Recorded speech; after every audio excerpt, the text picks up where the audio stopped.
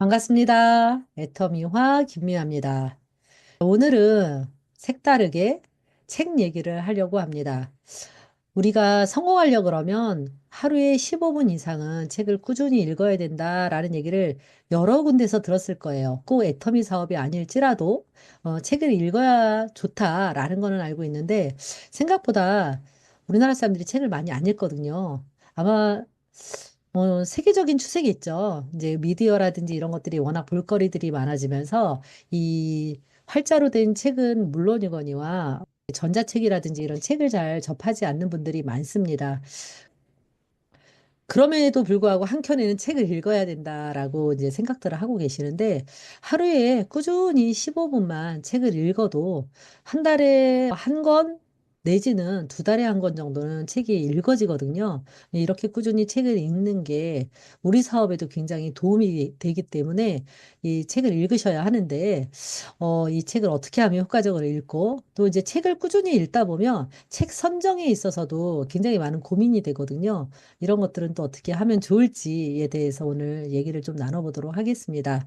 저도 책을 다독하지는 못합니다. 근데 하루에 15분 이상은 꾸준히 읽는 것 같아요. 이게 습관이 됐기 때문에 매일 책을 읽는 거죠. 이러다 보니까 개인의 삶도 좀 만족스럽고 또 제가 일을 할 때도 굉장히 많은 도움을 받고 있거든요. 그래서 어떻게 하면 책을 하루에 15분을 좀 읽는 데 도움이 될까 싶어서 제가 최근에 읽은 책 중에 추천하고 싶은 책 한 권과 또 제가 어떻게 책을 읽는지에 대한 얘기를 말씀을 드리도록 하겠습니다. 자, 우리가 애터미 사업을 성공을 하려 그러면 성공의 8단계 순서대로 해야 되고 이 성공의 8단계를 잘 실천할 수 있도록 성공 습관으로 만들어진 게 A코어입니다. 이 A코어의 내용에 우리가 책 읽기가 있죠. 하루에 15분. 우리 하루에 1%의 시간이 되는 15분을 책 읽는 데 투자하자라고 이렇게 성공 습관에 들어가 있어요. 그런데 막상 A코어 체크리스트를 이렇게 체크해 보면 의외로 책 읽기와 스폰서 상담이 안 된다라고 얘기하시는 분들이 많거든요. 애터미 사업은 단기 100m 달리기 이런 게 아니라 장기 마라톤이거든요. 우리가 멀리 가야 돼요. 이 멀리 가려 그러면 기본기가 탄탄해야지 됩니다. 이 기본기를 탄탄하게 하는 데 있어서 책 읽기와 상담은 참 작은 것 같은데 굉장히 중요한 부분이라고 생각이 됩니다. 그리고 우리가 애터미에서 성공하는 게 처음엔 나로부터 시작을 하지만 결국은 큰 조직을 만들면서 끝이 나는 거거든요. 근데 이 조직을 이끌어가는 리더의 역할을 해야 돼요. 그러려면 내가 끊임없이 성장하지 않으면 안 되는데 우리가 무엇으로 성장할 거냐는 거죠. 경험만 가지고 성장하기는 너무 자충우돌을 할 수가 있거든요. 그런데 우리가 이렇게 책을 읽음으로써 내가 어떤 인문학적 소양을 갖추고 또 책을 통해서 우리가 배우는 것이 있다 그러면 분명히 우리가 점점 더 큰 조직을 이끌어 가는 데 있어서 충분한 도움이 될 것이다 라는 생각이 듭니다. 자, 이 책 읽기 어떻게 할 건지 제가 뒤에 저의 방법을 공유해 드리도록 할게요. 일단 책을 하나 소개를 해 드릴까 합니다. 애터미 하시는 분들이 좀 읽어봤으면 하는 책인데요. 협력 개인의 출현 생존 10이라는 책이에요. 구정우라고 하는 사회학자가 쓴 책인데 지금 애터미 사업하시는 분들이나 이런 책에 관심 있는 분들은 김난도 교수팀이 만드는 트렌드 코리아를 매년 읽으실 것 같아요. 저도 재작년까지 읽었는데 이제 작년부터는 책은 안 사게 되더라고요. 이렇게 요약만 좀 보게 됩니다.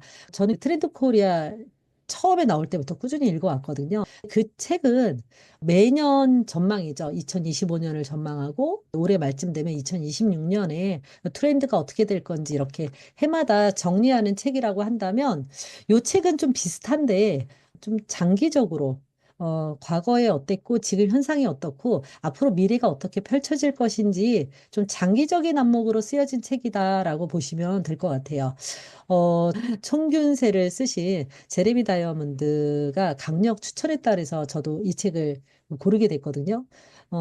제가 총균세라는 책을 한 2년 전인가 3년 전에 읽었었는데 굉장히 강한 인상을 받았던 책이었거든요. 그리고 또 한 번 꼭 읽어보고 싶은 책인데 그 총균세를 쓰신 제레미 다이아몬드 교수가 추천을 해주셨고, 많은 분들이 굉장히 호평을 해주셨습니다. 그래서 저는 이 책을 고르게 됐고, 이 책의 전반적인 내용은 사실 읽어보셔야 돼요. 요약을 해서 도움을 드릴 수는 없어요. 트렌드 코리아 같은 경우에는 1년 전망이니까 키워드만 뽑아가지고도 말씀을 드려도 바로바로 오거든요. 근데 이 생존십은 좀 깊이 있는 내용이라 꼭 읽어보셨으면 좋겠고, 하루에 15분을 계속 꾸준히 읽다 보면 읽어지거든요. 그리고 이제 처음에는 텍스트로 읽히다가 나중에는 독해가 됩니다.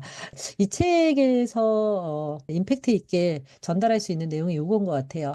이정표의 표시가 있는데 요 밑에 있는 글귀가 이런 내용이 잘 안 보이셔서 제가 따로 쳤습니다. 2024년 7월, 작년 7월이죠. 65세 이상 인구 1천만 명이 돌파가 됐습니다. 놀랍죠? 5명 중 1명은 65세 이상의 노인 인구 시대예요. 과연 우리 사회는 건강하고 성숙한 고령화 사회로 가고 있는가라고 하는 문제의식 속에서 이 책이 쓰여졌다라고 보시면 될 것 같고요. 저는 책을 볼 때 이 목차를 보고 좀 고르는 편이에요. 목차를 보시면 5가지 챕터로 되어 있는데 첫 번째 챕터가 콜라겐이 필요한 사회입니다. 우리는 어떤 미래를 만들고 있는가? 정년 연장은 약일까 독일까? 젊은 세대에게 필요한 협력적 태도, 콜라겐을 채울 때 이런 내용으로 채워져 있는데 콜라겐을 왜 먹어요? 건강을 유지하고 근육을 꽉꽉 채우고 싶을 때 이제 이 콜라겐을 먹는데 젊어지는 사회를 어떻게 만들 것인가 이런 것들에 대한 고민에서 출발을 했다라는 거고요. 이 젊어져야 된다 우리 사회가. 왜냐하면 고령화되고 있으니까 이걸 고민해야 된다라는 거였고 두 번째 챕터가 AI에게 넘는 인간만의 라이프 사이클. 이거 우리 회장님도 자주 말씀하시는 내용이죠. 사람은 언제나 연애를 한다. 결혼을 왜 해요? 프로 엔잡러의 시대. 관계 맺기 기술의 진화, 배우려는 본능이 우리를 나아가게 한다. 내용을 봐도 어떤 내용이겠구나 대충 짐작은 가시죠. AI하고는 달리 인간에게는 욕망이라는 게 있죠. 어떤 욕구라는 게 있어요. 연애라든지 결혼이라든지 이런 것들을 싫어하는 사람은 없죠. 인간의 본능이라는 거예요. 그럼에도 불구하고 우리가 처한 사회에서는 연애마저 주저하게 하고 결혼이 중산층의 특권이다라고 얘기하는 시대까지 왔다라는 거예요. 근데 이거를 극복할 수 있는 건 배우려는 본능이 우리를 나아가게 한다라는 내용으로 요약될 수 있습니다. 그리고 세 번째 생존 10의 시대. 세대 사용 설명서, 젊은 세대 진실과 편견, 존이 의미하는 거, 시니어 순환 시대. 여기 보시면 아시겠지만 지금 현재 우리 세대를 파악해보자. 세대마다 어떤 특성을 가지고 있고 세대마다 지금 어떻게 하고 있는지 그리고 젊은 세대에 대해서 우리가 막연한 그 편견이 있는 것은 아닌지 또 나이 든 사람에 대해서도 젊은 사람들이 꼰대라고 하는 그 어떤 용어에서 드러나는 것처럼 좀 너무 진보하고 뭔가 변화하지 못하는 그런 옛날 생각에 젖어 있는 사람들로 치부하고 있지는 않은지라는 그런 문제의식에서 이제 요 글이 쓰여진 거예요. 그리고 존이 의미하는 거, 존이라는 게 뭐 키즈존, 무슨 존 해가지고 이렇게 어떤 우리가 선을 긋고 구획을 나누는 것에 대한 이런 얘기들이 여기 실려 있습니다. MZ의 정체성은 미립자다. 우리 이제 기성세대들이 굵은 소금이라고 한다면 여기는 이제 맛소금처럼 아주 잘게 쪼개져 있는 미립자다. 아주 굉장한 다양성과 개성이 있다. 소속감조차도 해체 조립하는 시대다. 그래서 조립식 소속감이라고 얘기를 하더라고요. 그래서 본인들이 어떤 욕망이나 본인들의 요구에 따라서 소속감을 얼마든지 조립하는 마치 레고 블록 같은 그런 조립하는 시대다라는 거고 비동시성 소통으로 세상을 바꿔가다 글로벌 확장성 디폴트 값 세대. 그래서 이제 열심히 벌어가지고 저축하는 게 아니라 열심히 벌어가지고 해외여행 가죠. 이건 기본이라는 거예요. 그래서 이 MZ를 이해하는 건 너무 중요하죠. 왜냐하면 사회의 핵심적인 세대고 앞으로 우리 기존 세대와 앞으로 Z세대를 연결하는 세대이기 때문에 이 세대에 대한 이해를 돕는 글들로 나와 있고 마지막 핵 개인에서 협력 개인으로라고 해서 대안을 제시하고 있습니다. 세대가 아닌 상대를 위한 생각을 해야 되고 다양한 방식의 협력을 같이 모색해야 된다. 그리고 위기 극복의 열쇠는 개인에게만 있는 것도 아니고 나라에게만 있는 것도 아니고 모두가 함께 해야 된다라는 얘기를 하면서 그 대안으로 협력 개인. 우리가 핵 개인이라는 얘기는 다 아시잖아요.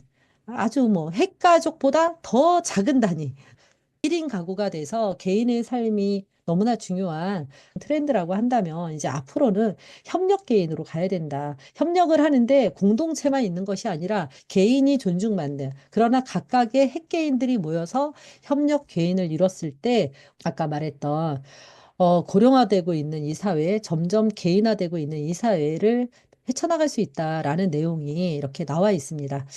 어떠세요? 이런 책 한번 읽어볼 만하지 않습니까? 이거를 읽음으로 해서 우리가 애터미를 어떤 세대에게 어떤 포인트로 전할 것인지, 애터미가 진짜로 우리 시대에 대안이 될 수 있는지를 객관적으로 생각해 볼 수 있는 그런 시간들이 될 수가 있거든요. 그래서 꼭 한번 이 책을 읽어보셨으면 좋겠는데, 이제 제가 이 책을 추천하면서 제가 책을 읽는 방법을 잠깐 소개를 하도록 하겠습니다.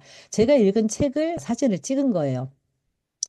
저는 이 책을 언제 읽었냐면, 다 읽은 날이 2025년 2월 3일이네요. 책을 읽고 나면 뒤돌아서면 까먹죠. 그래서 저는 책을 읽을 때 항상 맨 뒷장에 제가 책을 다 읽은 날짜와 읽은 날의 소감을 이렇게 대략 적어 놓습니다. 그래서 제가 책 읽는 방법을 잠깐 설명을 드릴게요. 이 책을 꾸준히 읽을 때도 어떤 구조가 필요하더라고요. 재밌는 책은 하루 만에도 읽을 수 있지만 재미없는 책을 잡았을 때 이게 꾸준히 또 안 읽어질 수도 있거든요. 그래서 이 책을 읽으려면 규칙이 좀 필요하더라고요. 그래서 이 규칙을 만들면 그 하나의 루틴이 되면 또 책 읽는 게 별로 어렵지 않거든요. 그래서 저의 방법은 첫 번째, 독서 모임을 저는 만듭니다. 그러니까 독서 모임을 옛날에 20대 때도 했고, 저는 독서 모임을 꽤 많이 했던 것 같아요. 근데 독서 모임을 하면 뭐가 좋으냐면, 기존 사람들하고 만날 때 한 달에 한 번 만나거나 두 달에 한 번 만날 때 그냥 만나는 것보다 우리 책 한 권 읽어서 그날 좀 토론하자 이렇게 하면 마지못해라도 읽게 되잖아요. 저는 한 달에 한 번 모임을 하는 언니들이 있어요. 언니들하고 독서 모임을 2년 됐나요? 3년 됐나요? 해서 그냥 한 달에 한 번 만나는데 책 읽어서 만나는 거예요. 근데 그게 일단 책을 읽는 구조를 만들 수 있는 조건에서 좋고요. 정말 추천드리고 두 번째 뭐가 좋으냐면 우리가 책을 읽을 때 책 선택하는 거 되게 고민되시죠? 무슨 책을 읽어야 돼요? 이런 거 고민돼요. 근데 우리가 셋이서 하다 보니까 한 달에 한 번씩 돌아가면서 책을 추천을 해요. 저는 사실 소설책을 잘 안 보는 편이에요. 그런데 그중에서 누군가가 소설책을 보자고 추천을 하면 읽는 거예요. 지난달에도 소설책을 읽었는데 정말 너무너무 재밌게 읽었습니다. 양 기자님의 모순을 읽었는데 이틀 만에 다 읽은 것 같아요. 너무 재밌어서. 그렇게 소설을 읽을 수 있는 거죠. 그분 덕분에.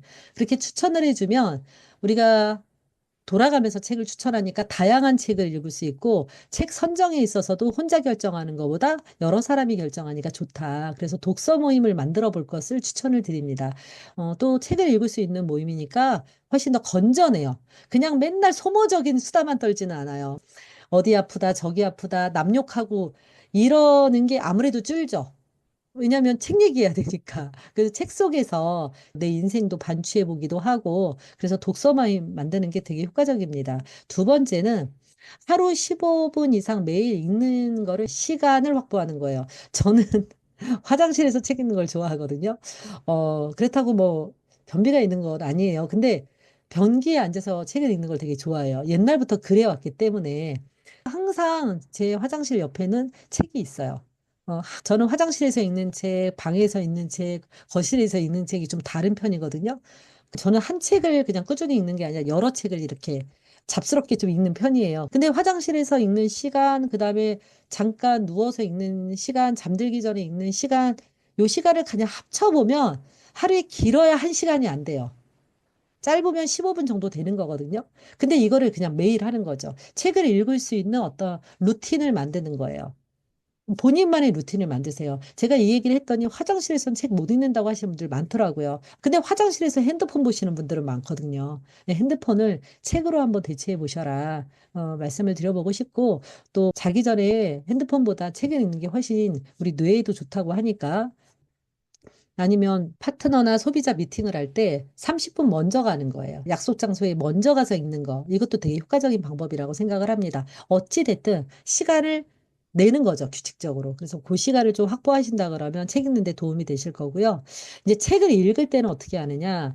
저도 좀 눈으로만 보는 편이었거든요. 근데 독서 모임을 하고 이러다 보니까 우리가 얘기를 해야 되잖아요. 그냥 눈으로 읽는 것보단 반드시 토론을 하는 게 좋습니다. 그래야 또 정성스럽게 읽게 되고 이렇게 줄이라도 치게 되더라고요. 그래서 처음엔 줄만 쳤는데 그러다 보니까 줄 친 데를 또 못 찾아요. 그러다 보니 이렇게 포스트잇을 애초에 책을 한 권을 선정하면 이렇게 포스트잇을 맨 앞에 붙여놔요. 줄 친 곳에다가 포스트잇을 붙여놔요.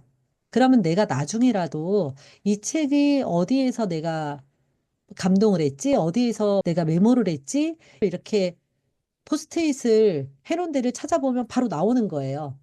특히나 저 같은 경우에는 강의를 하거나 라인 미팅을 하거나 교육을 하기 때문에 이런 자료들이 되게 유용하거든요. 근데 이 자료들을 따로 적어 놓으면 좋은데 강의 노트 같은데 다 그렇게 못할 때가 있잖아요. 그러면 이렇게 포스트잇으로 해놓으면 쭉 훑어보면서 활용하기가 좋더라고요. 그래서 연필 필수입니다. 그리고 포스트잇 필수고요.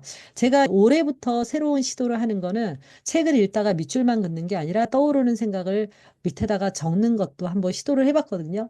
그것도 괜찮은 것 같고, 또 모순이라는 책을 읽으면서 좋은 내용이 너무 많은 거예요. 그래서 그 책을 읽으면서는 제가 예쁜 노트에다가 감동적인 내용을 적기 시작을 했어요.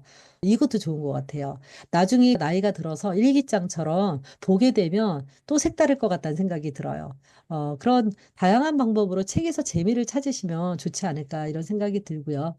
또 주관적으로 키워드 뽑기 이런 게 되게 좋은 것 같아요. 이 책에서는 협력 개인이라는 키워드를 뽑은 거고 제가 아까 모순 얘기했는데 모순은 소설이지만 이 모순에서 대표적인 용어는 무엇일까? 진짜 모순이었어요. 그래서 쌍둥이 이모와 쌍둥이 엄마를 보면서 딸이 느끼는 어떤 여러 가지 인생의 어떤 담론들을 적은 그런 내용들인데 그렇게 이제 키워드를 하나 뽑아놓으면 그 책 그러면 이제 그 단어가 떠오르더라고요. 그런 식으로 키워드 하나 뽑기 이런 거를 뒤에다가 이렇게 적어 놓는 거예요. 적어 놓으면 아, 내가 이 책을 보면서 그랬었지라는 기억이 나죠. 여러분들 1년만 지나도 내가 무슨 책 읽었는지 기억 안 나요. 아까 서두에 말씀드린 대로 이렇게 맨 뒷장에 저는 읽은 날짜를 적어 놓습니다. 읽은 날짜를 적는 거는 좋은 것 같아요. 언제쯤 이 책을 읽었는지 딱 한 바닥 소감 적거든요. 길게도 안 합니다. 이렇게 써 있는 거죠. 대략 10년 정도 트렌드 코리아를 읽으면서 시대의 흐름을 파악해 보곤 했었는데 이 책은 트렌드 코리아보다 긴 호흡 버전인 듯하다. 뭐 이런 식으로 그냥 제가 느낀 점을 여기다가 적어 놓는 거예요. 이렇게 하다 보면 내 생각을 정리하는 기술이 좀, 더 발전하고 그러는 것 같습니다. 아까 협력 개인에서도 그랬지만 우리가 끊임없이 배우지 않고서는 성장할 수 없고 배우지 않고서는 젊어질 수 없거든요. 나를 발전시키는 방법으로 책 읽기만큼 좋은 거는 전 없다고 생각을 합니다. 여러 가지가 있겠지만 우리가 꾸준한 운동을 하듯이 꾸준히 책을 읽는 것은 우리의 발전을 위해서 매우 좋다 이런 생각을 합니다. 여러분들이 저의 책 읽는 방법을 통해서 도움이 되셔서 책을 접하게 되신다면 너무 좋을 것 같고 이미 책을 읽고 계신 분들이 또 제 방법이 도움이 된다면 좋겠습니다. 앞으로 제가 매번 뭐 주기적으로 소개할지 어쩔지는 모르겠지만 우리 파트너 사장님들이 읽은 책을 좀 정리해 주세요. 추천해 주세요가 아니라 정리해 주세요 이랬는데 저는 정리보다는 추천을 해 드릴 예정입니다. 제가 읽은 책 중에 좋았던 거를 같이 나누는 시간을 가지면 좋을 것 같아요. 제가 얼마 전에 읽은 밀라논나 책도 너무 좋거든요. 그 책은 한번 소개를 해드리도록 하겠습니다. 자, 도움이 되시기를 바라고요. 또 도움이 되셨다면 구독과 좋아요도 부탁을 드립니다. 네, 감사합니다.